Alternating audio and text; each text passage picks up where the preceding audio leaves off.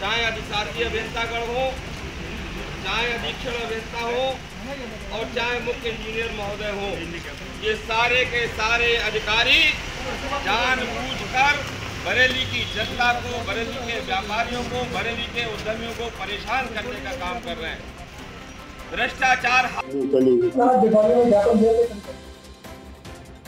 व्यापारी सम्मानित व्यापारी आए थे हमारे ऑफिस में और उन लोगों ने अपनी समस्याओं को रखा है। इस समय मैं अवगत कराना चाहूँगा कि ट्रांसफार्मर को ज़्यादातर हमने क्षमता वृद्धि कर ली है और ट्रांसफार्मर जलने की समस्या मिनिमम है। केवल वही ट्रांसफार्मर जले हैं जिनकी क्षमता वृद्धि अभी तक नहीं हो पाई। बढ़ते हुए टेम्परेचर में एडी केबल पे जो लाइनें बनी हुई थी एलटी लाइन पे, उनमें ज़्यादा समस्याएं आई हैं और उन समस्याओं की वजह से जैसे एक ट्रांसफार्मर से कोई ब्रांच निकली है किसी एक गली में, चाहे वो गली बंद हो गई केबल जलने की वजह से, या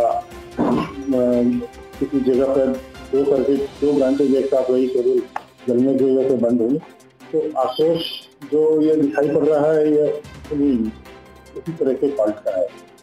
और बाकी हम लोगों ने जितने भी काम कराए हैं शहर में वो बहुत हद तक सफल है और हम लोगों ने बड़े फॉल्ट से लगभग रोक ली है।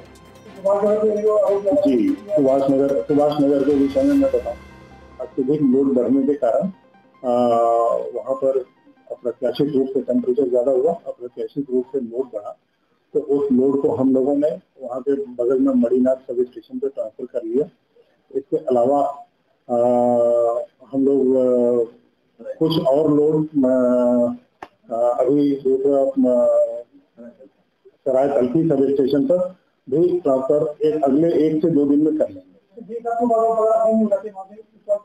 देखिए, जूनियर इंजीनियर के पास कितने फोन आते होंगे इसका अंदाजा आप लगा सकते हैं। फोन बहुत ज्यादा बिजी रहना भी लोग यही कहते हैं कि आप फोन नहीं उठाता है और कुछ नहीं भी उठा पाता होगा। एक ह्यूमन बीइंग जितना फोन उठा सकता है तो जरूर उठाता होगा उतना, फिर भी हम जांच करेंगे। यही एक दुर्भाग्य रहा हमारा कि वहाँ पर जूनियर इंजीनियर और एसडीओ दोनों ही नए हैं। वहाँ पर वो लोग 2 महीना पहले ही आए थे, उनको वहाँ की समस्याओं के बारे में ज़्यादा समझ में नहीं आया, जिसे हम लोगों ने अपने स्तर से समझ करके और उन लोगों को ट्रांसफर कराया। और आज की डेट में कोई समस्या नहीं है एक्सेप्ट LT-AB केबल विभिन्न सर्किट में चलने की व्यवस्था बहुत खराब है। तार जर्जर है, ट्रांसफार्मर ओवरलोडेड है, कंप्लेंटों की ओर ध्यान नहीं दिया जाता, नीचे से लेकर ऊपर तक भ्रष्टाचार हावी है। व्यापार मंडल ने कुछ तथ्य एकत्रित किए हैं। आज हम लोग चेतावनी के रूप में मुख्य अभियंता महोदय के पास आए थे और हमने उन्हें एक ज्ञापन सौंपा है। हमें इस बात की प्रसन्नता है कि बरेली के व्यापारियों की, बरेली के नागरिकों की कठिनाई को देखते हुए चीफ इंजीनियर महोदय ने अपने दफ्तर से बाहर आकर के हमारा ज्ञापन स्वीकार किया है।